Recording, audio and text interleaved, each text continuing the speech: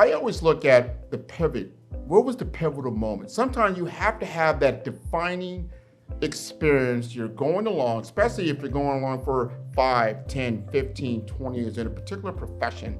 And then you come to a point in the road, a fork in the road, more or less. You've got to make a decision. Mm-hmm. Help us understand your particular pivotal moment as you made that transition from corporate America to education. Can you frame that story for us?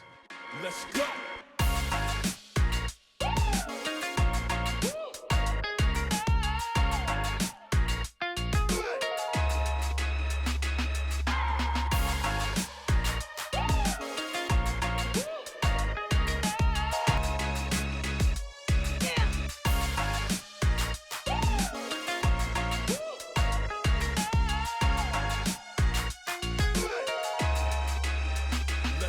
Hey everybody, thank you for tuning into the Firebrand Podcast. I am your host, Grant McGaugh, and I am filming live at Atlanteans University in Miami, Florida. People are saying, you're in Atlanteans University in Miami, Florida. You just moved to Omaha, Nebraska. Well, I did. And weren't you just in St. Croix? Yes, I was in the USVI, but I also have maintained offices still in the Miami area. And I wanted to have a candid conversation about a topic that a lot of people are finding themselves in. That is transitioning from corporate America to education, or maybe education to business, or any of those types of things. This is important when you're in a transitional, pivoting moment in your life. How can you successfully make that move? So I'm going to introduce you to Professor Thompson, who has made that move from corporate America, which we both worked in for about 20 plus years, into education. We're going to have a candid conversation around those lines. So, Professor Thompson, would you like to introduce yourself? Well, you did all the introduction already, but and you know me as Richard Thompson, but for this conversation, we'll keep it at Professor Thompson. That's okay with me. You know, I'm so happy we were able to do this because we worked together 30 years. We've probably known each other 35 years, but we worked together for so long in the business world. But the most important thing is we saw each other's journey, right? We were witnesses to each other's journey. And so we get an opportunity to talk about it. I've watched your change. So it's not just my transition. You were in the world right next to me, technology, and this whole new thing that you're doing now is brand new. Now, just want to make sure no one is asking why you're in Miami. Only thing people want to know is why you're in, never mind, Omaha. But no, it's a pleasure to be here. I like the fact that we're having this conversation. I believe it's an important conversation. I've talked to so many people, whether or not they were forced to or they chose to transition from what they were doing before to something now. And sometimes a lot of them say, man, I wish I had done it sooner. Mm-hmm. So I'm happy to be here. No, I'm happy you are here. So let's jump right into it, because I always look at the pivot. What was the pivotal moment? Sometimes you have to have that defining experience. You're going along, especially if you're going along for 5, 10, 15, 20 years in a particular profession.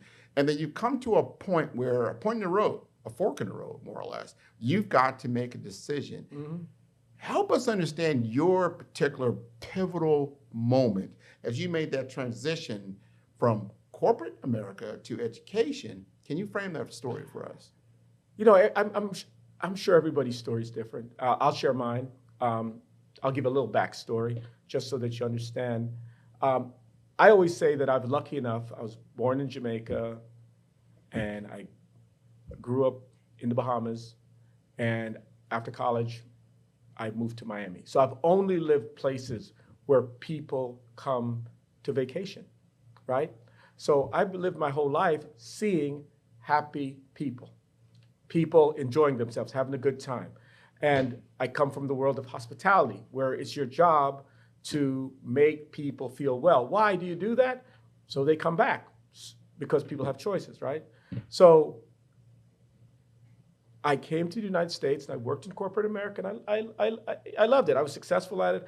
But at some point in the process, I realized that it didn't feel the same anymore.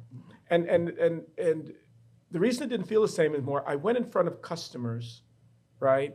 My customers, because I had many of them. And when I left, I didn't feel the same. Mm-hmm. the reason I didn't feel the same wasn't about the customers. Yes, the customers did change a little bit, but I didn't feel the same because I didn't feel I was able to deliver top flight customer service. I didn't feel necessarily that my product was the best, that we gave the best service.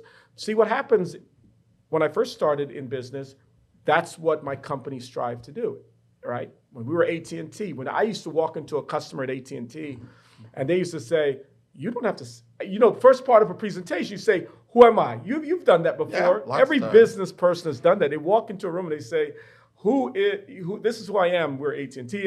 And people look at me like, my mother and I own your stock. We know what you do, right? So at that point, for many, many years, all I had to do is deliver on expectations. The expectations were you're going to give superior product, service, right, and manufacturing, and we did that. But as you know, you were going through the process with me with many companies. As with many companies, the transition happens where they may no longer manufacture, where they no longer distribute, where they no longer, and it becomes so sales-driven and so competitive that you feel like the customer isn't being delighted anymore. So that was a long answer to a very easy question, is why I made the pivot, because one day I realized that I wasn't satisfying customers anymore the way I'd like to, or this medium, what I'm doing now, didn't satisfy customers the way I wanted them to. So it's very simple for me. I said, well, who am I, right? Who am I, and how can I pivot? How can I do something different that makes me feel that I'm delivering, right, happiness to the people I do business with? And that's how it started. I sat down one day, and a good friend of ours helped me with the transition. I'll go into that later. Sure. Now you talked about some of this pivotal in what I do and helping people help them to understand their brand identity is a part of that. And you've got to do some soul searching about who you are and what you feel your purpose is in this life. And if you're living in that purpose, it's not work any longer. It is a passion of yours and you enjoy doing it. And what I heard you just say is that you did this for a long time. And I remember we've had these conversations, how you love working for AT&T at the time. You had the best product, you had the best service. People didn't know, but you could deliver on that premium brand experience. Right. And then, but over time, as we all know, in our time, this thing called voice over IP started coming out. Other competitors started coming out. Avaya at the time had to pivot in what they were doing, and all of a sudden, even though we were saying we were the best, we really weren't. You know, it was very competitive. It was very competitive, and you want to be able to. Your integrity means everything, right? Because that's what we are. We're customer representatives, right, or business representatives. So when we don't deliver or we make promises we don't keep, that customer doesn't want to do business with you anymore, and he tells another and another and another, right? We'll talk a little bit more about this, but networking and keeping your network good is so important. And so at some point you got to say, am I willing, right? Yeah. You know, some people say, oh, but the money's good, or, a big company. No, it's not about that. At the end of the day, you have to go to bed and you have to wake up and you want to feel that you delighted somebody. You never have to pick up the phone and say, I'm sorry, or I missed the mark, or I have to get back to you. I didn't like to do that. One of my biggest things that I hold my hat on is for 25 years, I worked in the field working with customers and clients. And not one time in 25 years did one customer have to pick up the phone and call above my head. In other words, I'm going to call your vice president. I'm going to call your director. I'm going to call your VP to say you're not delivering what I need. That's never happened. I've never been called into a room because I wasn't meeting customer needs. So when I got to the point where I felt that, I could no longer say that, I'm the best, or you're the best, our product's the best, and we're going to deliver on what we promise, it was time for me to look for other things. And at that point, some interesting things happened, and it got me to where I'm at today. And I'll go into that in a moment. Well, I'm glad that you made that change and that you were able to do that. And it's a transitional period. I would also say that your ideal client changed, meaning you were selling to a certain group of people, then that group of persons changed, and they had a different framework, a different look on different things. And then when I say this, when you were in the the bio world and you were usually selling to what we call the telecommunications department. That changed now what we used to call MIS, but is the information technology world. They were used to plugging things in on IP, not utilizing an analog circuit. It changed things. And I want my customers, I don't want to get too technical about that, but when your ideal client changes, your buyer changes, and the perception changes, you got to start all over again because you are not, you don't bring that legacy and that pedigree always to the table. Right. Now, you have been in tech, you have been in sales for a very long time. Now, you pivoted over into the educational world. Right. How are you bringing that kind of mindset or that kind of skill set to the education world for students? Okay. Well, I want to fill a gap before I go there and answer that question. I want to fill a gap because we were just talking to me in the business world. Now I'm in education. How did I get here? Yeah. Right. So we got to fill that gap. How I got here. Let's do it. So we have a mutual friend. I was having a conversation with my mutual friend about, where the state of the business is today. Mark Herman. Yeah. Right. Mark. Yeah. Great guy. Good friend of mine. He said, "Hey, you know what? I went to this, for the lack of a better word, retreat or seminar. It was like a couple-day seminar, and he actually gave me a free pass for it to go, and it literally changed my life because it allowed me to take a look at who I am, not what I do. Mm-hmm. See, when you're in jobs, I am even interesting conversation. It irritates me now, but it didn't irritate me before. When somebody walks up to you and say, "Well, so what do you do?" Well, the minute you ask somebody that, now that defines them. It's not about what people do, it's about who people are. Yeah. So I went to the seminar and they decide what I do, I'm doing it because of who I am. So so this is the first way of disconnecting from AT&T technology and IT, realizing I'm just a person who does what I do best, but I'm actually doing it in technology. And a person like me doing what I do best can work in any field. Mm-hmm. So I had to find myself. So the way the seminar and the retreat worked was it talked about abundance, that there's an abundance of opportunities out there, okay, if we're willing to look for them, with finding out who we are. So they do a little, this little test through one of the people that worked there, worked in the thing, do a little test where you pit the things you like to do against each other. And it's a whole process, right? Yeah. But at the end of the day, you find out what are the top 3 things you are good at, right?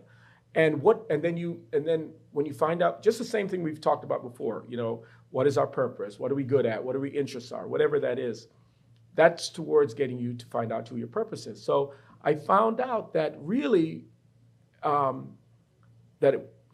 lack of a better term, it wasn't the money, it wasn't South Florida, it wasn't any of that.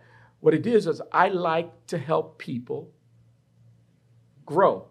That's literally how it came down.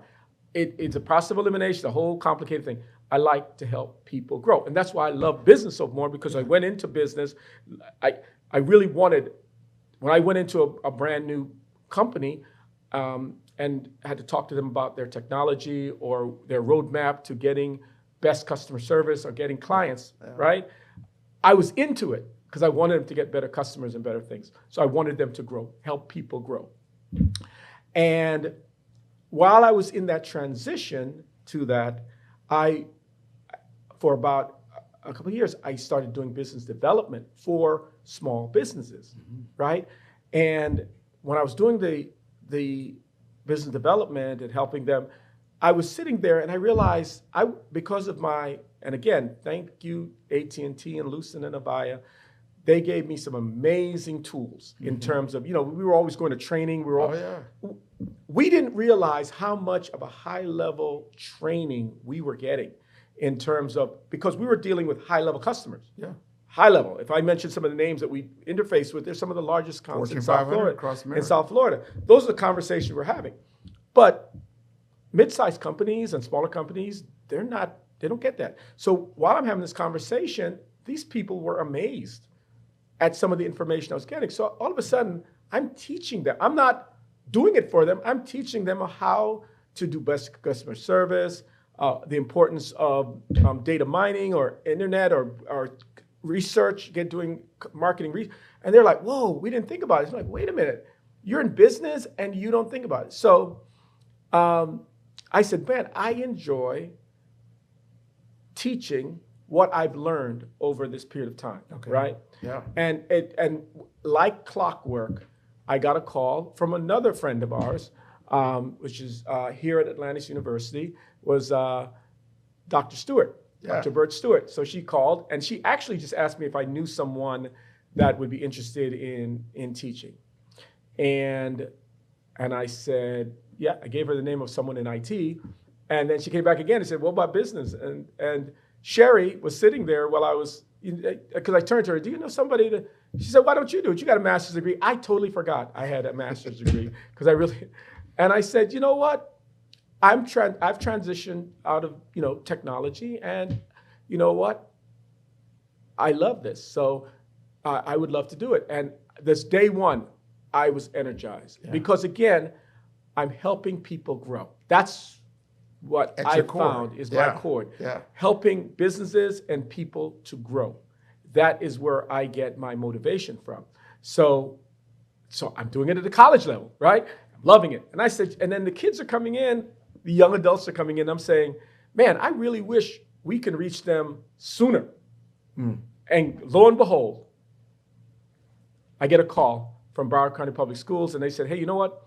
We have an entrepreneurial, small business entrepreneurial program that we're trying to have students get certified in so that they leave college with this education background. I was like, this is a blessing. Yeah. So that is how I made the transition. The transition came from that young man in the Caribbean who saw the value of seeing happy customers to getting involved in business where my goal was to grow and have happy customers, to now education, again, and we'll talk about this. Yeah. I see students as customers. Yeah. Not everyone in education does. This is interesting that you frame it in that context. As I was saying earlier, you have to know your client, you have to know your customer, you got to know your buyer. Who is that? Mm-hmm. You, from what I just gathered from what you just told me, that in order to live into your core service that you want to provide, you had to find a customer or a buyer or a persona or someone that can really enjoy what you do. Mm-hmm. And you found that through students, especially students that were interested in business. And here you said, wow, I am bringing all that to bear. You bring up an interesting point where I think a lot of people, when they're transitioning, they feel like they have to start all over again. When you're really not starting all over again. You're really taking everything that you've been doing over the last 5, 10, 20, 30 years and repackaging it in a certain manner that someone else can benefit from that, right? You still understand business, you understand technology, you understand the sales process, you understand how that happens. You're able to give that to students as they begin their journey of how they're going to engage and do the right thing around whether it's business or working for a corporation and that type of thing. I applaud you for that, for continuing to do that. So the students have no idea. Matter of fact, I'll tell you, most students do not want to be in business. They do not want to be an entrepreneur. So but what they do want is they want to do what they love or what they're good at. Right. So it's the first thing I have to do is not approach them by hitting them over the head and says, this class is about you starting a business. That would scare the heck out of them. Yeah. No. The class is about, hey, what are you passionate about? As a matter of fact, tell me 3 things you're passionate about. Okay? Now tell me 3 things and I always define passion as things you would do even when you're not getting paid for it. Okay, even if you're not going to get paid for it, if you like dogs, you're always going to have a dog, right? Yeah. Like rich or poor.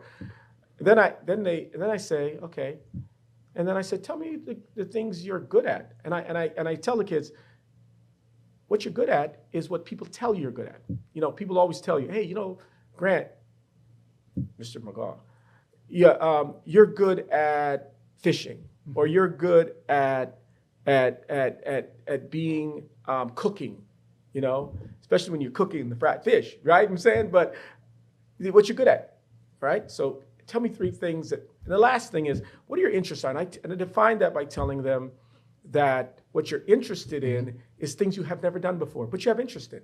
You know what? I'd like to travel. I like to ride a camel. I like to, fly jets. I don't know what it is, right? Then you ask them, well, now I brought them in. They're talking about the things they love. They're engaged. I said, wouldn't it be great to be able to do that for the rest of your life and help somebody while doing that and make money while doing the things you love, interest, and passion about? And all of them say, yeah. And then I say to them, I said, okay, do me a favor. In each of the things you're either interested in or good at, right, or passionate about, tell me careers associated with it. What are the careers associated with you? So now you have people, let's say you said fishing, right? So how many people in the fishing industry? Well, there are people who sell boats. There are people who sell, their marine life. There's, you probably can tell me better, but there's like maybe 9 or 10 things that are associated with just fishing as being passion, interest, or something you're good at, whatever, right? Then you do the next one and the next one, right? I just asked for 10. Yeah. So 10, 20, 30, just in the things you're good at. 10, 20, 30 in the things you're passionate about. 10, 20, 30 in the things you're interested about, right? That's 90, right? 90. I said, and I have them draw it on a board, and I said, that is your industry that you can work in, right? Now, what are all the things you can do in that industry, right? All those things you can do in that industry, you can just work in the industry, you can sell to the industry, you can provide products to the industry. Then we go down that rabbit hole. Now they're seeing the world. See, the difference between adults and the corporate world, we worked in a world where it wasn't if these people were going on vacations, where they're going on vacation. The level that we're at the C-suite. Yeah. We're talking to people at CIOs, CTOs, CFOs. These people have seen the world, right? The difference is students haven't seen anything. And specifically in the kind of school that I went to, which is like more of a Title I school, right? Inner city school, they haven't seen much. So the first thing you have to do in education is have them open their minds and do research. So for weeks, I just have them totally go down that rabbit hole of what they love and do it before I start to introduce the business concept. But what I do tell them is that once you have found a career in somewhere that you love, purpose, interest, or good at, and then you're able to help them. Because remember, my focus is to help people. Right. And they're all now, yes, I want to help you. Yes, I want to help people. I said, then you found your purpose. I will tell you, nobody walks away from their purpose. See, the thing is about what I've found a lot since I've been in this world is that people are good to tell you what you need to do, right? You need to find your purpose. But you got to give people a roadmap on how to do it, right? And I just showed you the blueprint. Yeah. Write down what you're good, interested, and passionate about. Talk about careers in it, And you could keep doing it, right? Because you could put down law enforcement, and how many places can you go with law enforcement? You work in healthcare. Yeah. My God, if you just said, I want to be a nurse, and I said, that's great, be a nurse. But do me a favor, how many other jobs is there in healthcare? You can reach thousands. And when you have that on the board, it looks overwhelming and amazing. But these are students that I never want to be able for them, when somebody asks them, because this happens a lot. It happened to me at the college level. Hey, so what do you want to do? I don't know. How can you not know?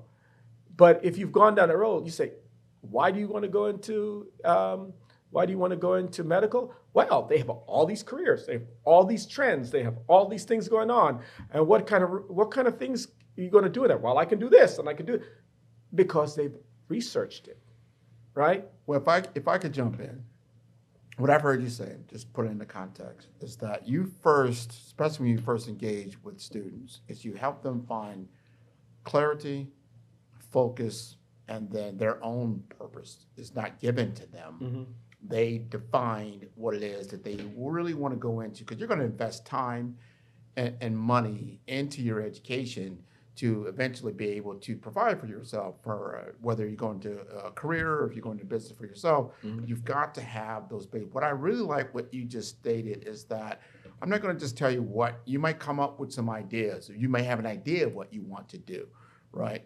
But you've given them a process that they can begin to utilize over and over again to find other things. Because I guarantee you, you will pivot along the way. I've interviewed over 200 different executives, right? Most of them all tell, especially when they're in their collegiate years, that they started out doing something completely different. Yeah. And then how they got into this particular field or this profession, sometimes it was by happenstance. Sometimes it was in a certain way, like they just did not know. I had talked to so many different CEOs of hospitals. I wanted to be a doctor. But then I got into the actual room and I saw blood, and it was like, that was going to be a doctor. Yeah, that's not good. Blood and that's not going to work. So until you get into the profession and really see what it truly is about, you only have an idea. It's almost like I have an idea to go swimming, but once you get into the water, you might find out, hey, this is a little bit different from where but you're giving them the process, because you can then recalibrate. You know what? Recalibrate that. Yeah. But go through your experimental stages while you have the opportunity, because as we both know, as you go further and further down the road of life, your opportunities for change lessen, because you have responsibilities that you did not have typically, when you're in the collegiate world.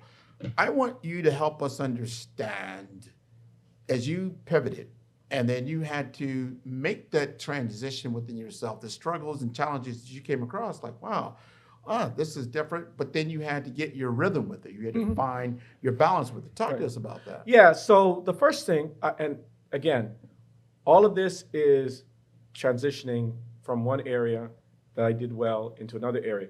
But some of the things, even though I did well over here, didn't translate over here. Okay, so the first thing that you have to change is how you communicate. Like I mentioned to you before, CEOs, well-traveled, well-learned. Now you're dealing with people that don't care. They don't care. It's high school. They don't care. They think they figured it all out, right? Okay. So your communication is totally different. You have to be a lot more repetitive, a lot more structured, right? You got to hold hands a little bit more. The one thing you never dealt with, for the most part, we never really dealt with it. We never, because it was business, right? We always said business and personal is different. In education, they're the same. It's their personal life affects who they are. Students will walk in and they have the weight of the world on them. They all come from different situations. So in the transition, in the tipping point, I could take my strengths, right, to the classroom, which was organization skills, listening skills, because I used to listen to customers, their needs. So now I'm listening to students and their needs. I'm still, I'm learning from how to problem solve. So I'm teaching the students how to problem solve. I'm used to meetings, right? Students are not used to meetings. They're used to being on their own in their room and on their device, right? They're not used to collaborating, right? So the importance, I've seen the joy of what collaboration has done to students that have been isolated. They love it. They don't want to do it, but they will love it. So the differences that I've seen, I've been able to take, but then the skills that have worked for me well is, as a natural salesperson, you learn to listen first. You have to listen to your customer. Business, education, I don't care where it is. When you lose track of who the customer is, and let me tell you, it's not a skill that a lot of people understand, because I'm telling you, in certain fields, and I don't want to necessarily say education, they are very rigorous. These are the rules. You follow the rules, and there's always punishment associated with not completing tasks, right? It's kind of the way education goes, smack, right?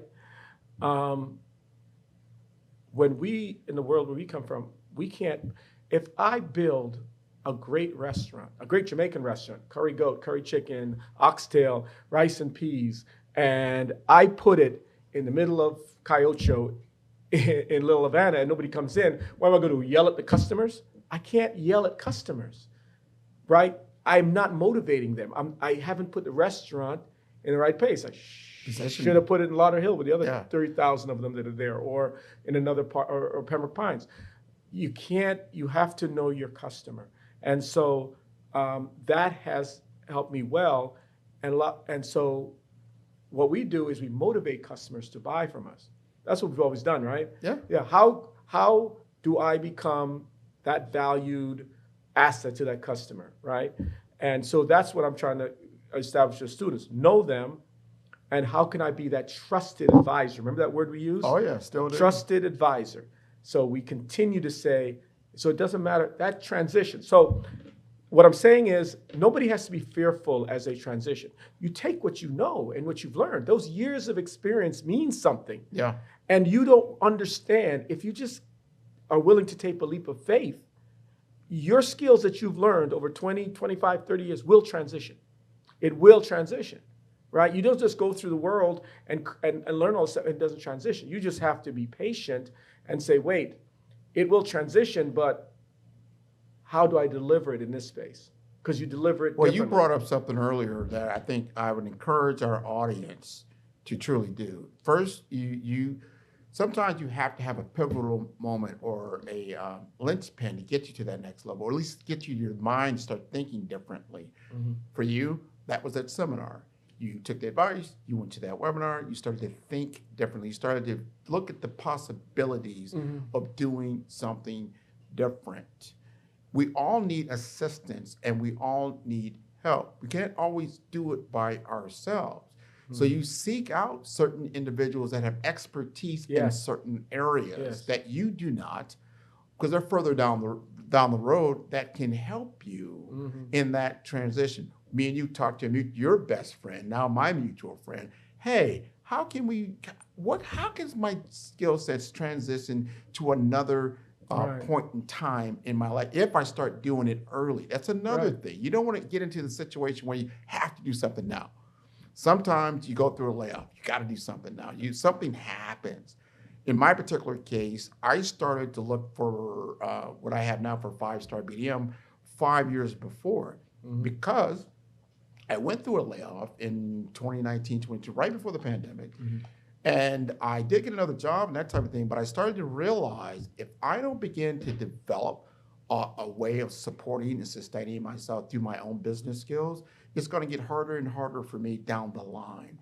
So I began developing this type of skill set that someone else found valuable, knowing your customer, knowing who you're helping. And it all goes back to this. I want to end it like this.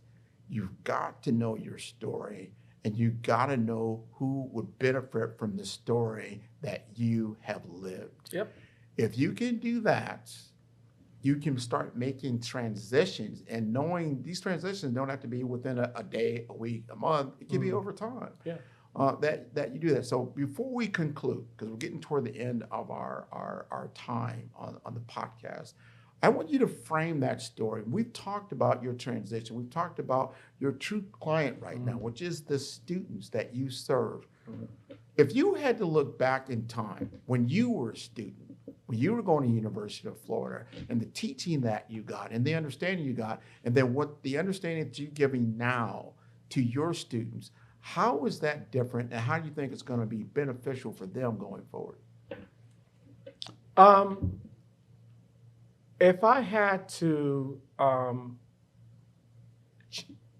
only thing I would change as I was younger is I would have definitely said to myself, I should have been a lifelong learner. And lifelong learning means, it just means that you're paying attention, right? There's a term that we use in football that's called head on a swivel. What that means is, for those people that aren't football, is that you got to pay attention to the world around you, right? And when you pay attention to the world around you, you have to do that in football because somebody will take your head off if you don't, if you're not paying attention. Right. I would have paid more attention to the world around me, right? I would say pay more attention. That's what I'm trying to teach the students to do. In other words, they got something I never had. They've got a computer in their hands, okay? And I ask my students to not take the time just to use it for entertainment. If you can just give me 50% of the time, even 40, at this point, 30% of the time, to use it for education, right? Every time you see, oh, that's cool, what would it take to do that? Oh, let me find out about that. We were limited in our curiosity because we had to either watch the news or go to a library or read a book or go to a university, right? They don't have that anymore. They can, I do it all the time. We didn't even get into AI, right? Yeah. AI is your information. I don't even like Googling things anymore because Google gives me a lot of ads. I have an AI partner. AI doesn't give me any ads. It just gives me the answer. Right. So yes, as a younger person, and with anyone now that's transitioning, and the reason we're talking about this, let me be very clear. The younger generation now will change jobs as much as 10 to 15 times, while our generation may have changed it 3 to 4 or 5 times. Correct. Okay. So this is a new world. So embracing change is something we all have to get used to. The problem is that we have a lot of people that have aged out of the business world, aged out, whether it's the firefighters, police officers have aged out, and they're still 50 years old and they got 30 years to live. What are you going to do now? So I'm telling those people is find out your interests, what you're good at, and what your passions are, and then explore, right? Explore, yeah.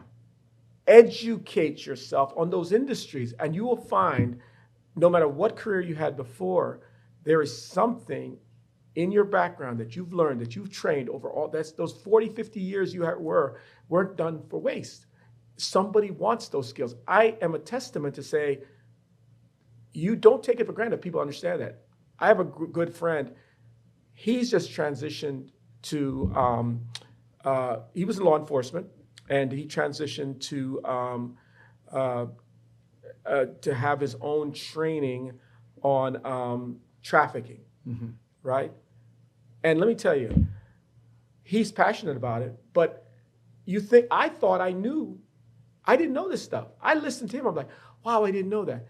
Don't be afraid of change. Don't be afraid of speaking, network, because that's the other thing I teach the kids. In order to get from purpose to opportunity, you have to network. Yeah. So you found your purpose in life. You let everybody know.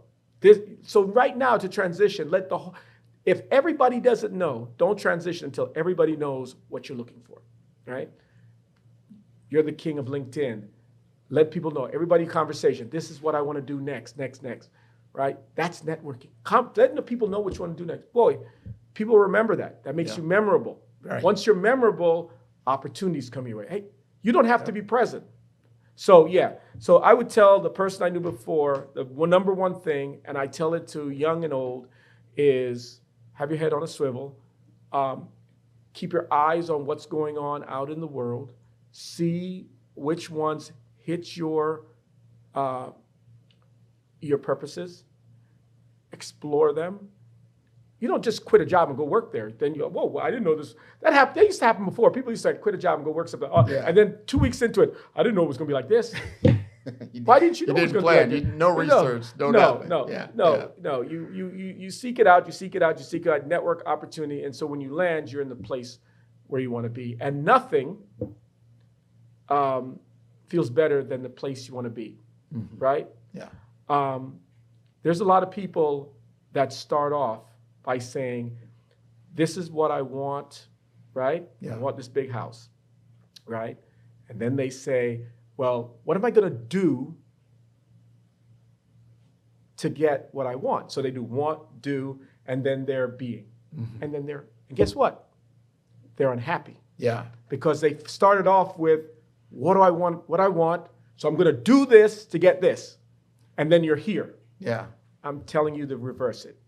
Decide who you want to be. Yes. okay?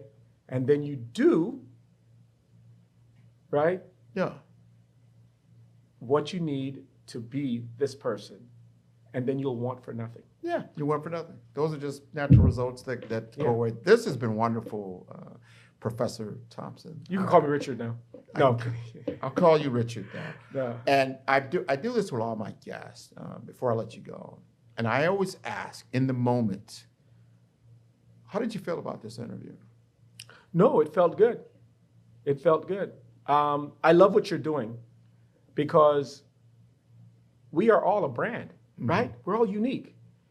Branding yourself is part of what I'm talking about. Exactly. Branding yourself is you, believe it or not, is you letting the world know what you are good at, passionate about, interested. The same thing I've talked about. So it makes people think. You walk around as your brand every day. Yeah. People don't realize it. The way you wear your hair, the way you walk your clothes, the cars you buy, you are a personal brand. The best thing to understand right now is that people are making millions and millions of dollars being influencers. Yes. What is that? That's all they're doing. They branded themselves. Yeah. People go looking for foolishness. Yeah. Right? So you don't have to be, there's someone that needs what you have. There's someone who wants what you have, and they're willing to follow, pay for it. There's so many channels for you to get your brand out, and that's why I love what you're doing. So I appreciate you having me on. No, and you did the right thing. You had my wife on before me. I did. I've had two other people on before we had this moment because I've known Richard Thompson for a very, very long time. Yeah. Professor Everton Thompson. Yeah. I had to get his name correct. You have to know the backstory to understand why this had to come out. So I make sure that I did that. But I want the audience, first of all, kudos to Atlantis University. It's the second time they've had me in the studio. And this is a wonderful, wonderful university. I came here the first time. I saw the joy in your face, and I saw it as you came across, and so many people were warm to you. This is like home for you. And I knew you were in your zone of genius. So, wow, this is exactly where you need to be. Did you use the word genius? Genius. I don't think that word's ever been associated to me in my life. Professor Thompson. Zone of genius. But I want to thank them for having us here. But you've got to, first of all, let them know how to contact you and then how to contact the university. And if you don't mind, tell them about some of the coursework they can get here at Atlantis University. Well, Atlantis University is an amazing opportunity that I had here. They have some core programs here. I teach in the School of Business, and I teach marketing and management and those sort of things. It's so important that we give students the full view of what the world they're going to experience, right? So that's why I love being here, because one of the things I didn't talk about before is that I'm a real world person talking to them, right? I'm not necessarily just a academic who I'm talking from a textbook. I believe, and what we try to do here at Atlantis is have professors that have real world responsibility. So that when we're talking to students, we're talking about LinkedIn, we're talking about Instagram and the importance of that. We're staying current. You know, I've been to some courses in other schools because I've taught at other universities where the minute I saw a book and it said 2018, I said, I'm not teaching from this book because that was before COVID. The world changed after COVID, right? Everything. Supply chain changed. True. Online, everything changed. So Atlantis is good. It's here in Miami, Florida, and it has a good undergraduate program. It has a very good graduate program. All the professors here are similar to me. We spend a lot of time talking about our previous lives as opposed to talking about our current lives. So, and I want to thank them for giving us this opportunity, definitely to be here. The whole idea of doing it in this setting had everything to do with the fact that students need to understand today that there are going to be changes in their life, constant changes, and they either need to be in the forefront of it or they're going to be forced upon them. Change, there are three things that always keep moving, right? All right, so the one thing is definitely social norms. So today you wear a tie, we always had to wear a tie. Today, I'm not wearing a tie. And then Zuckerberg doesn't even wear a shirt, right? No, Right. kidding, right? So social norms are going to definitely change. We lived in the other thing that always changes, technology. Don't sit down and say, oh, I am not going to use I'm not going to use the internet. I'm not going to use LinkedIn to get a job. No, I'm not going to use AI. I even heard educators say, I'm not going to use AI. I said, are you kidding me? Right. AI is the most amazing thing to allow professors to give the best information and get it back from the students. Teachers have to learn how to ask better questions, right? Don't just ask students to define it. That's what Google's for. Just like, remember when we had calculators first came out and they asked you to do math long-handed and you said, why? I have a calculator. Right. I remember telling that to a teacher. I'm like, no one cares about using a calculator. Nobody could do long division anymore. No. Why? No. Why? Right? Yeah. Right? And so definitely technology continues to change. Social norm continues to change. Always moving, right? Yep. Social norms, always moving. Technology, what's the other thing that's always moving? People. Time. Oh. That's the Don't slip biggest, on time. that's the biggest thing I've heard. I wish I would have done this sooner. Okay? So understand, adapt technology, understand the social norms. Social norms changing is opportunities. Yeah. That's all it is. Changing. And absolutely, absolutely do not waste a moment of your time. No, I couldn't have said it better. Again, first of all, they got to know how to email you, and give us the not email address, but the URL for Atlantis University. I don't have it. Everybody Google stuff. Go to AI. No, but reaching me is Everton, everton.thompson at atlantisuniversity.edu, right? Okay. And I believe it's just atlantis.com. So atlantisuniversity.com, they'll find it. We'll find Atlantis University. Look at this. Ask ChatGPT. He'll definitely get you there. I want to definitely encourage your entire audience, everybody at Atlantis University.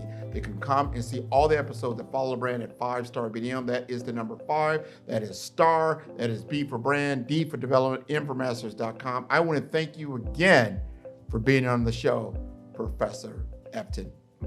Yeah, thank you, sir. Thank you.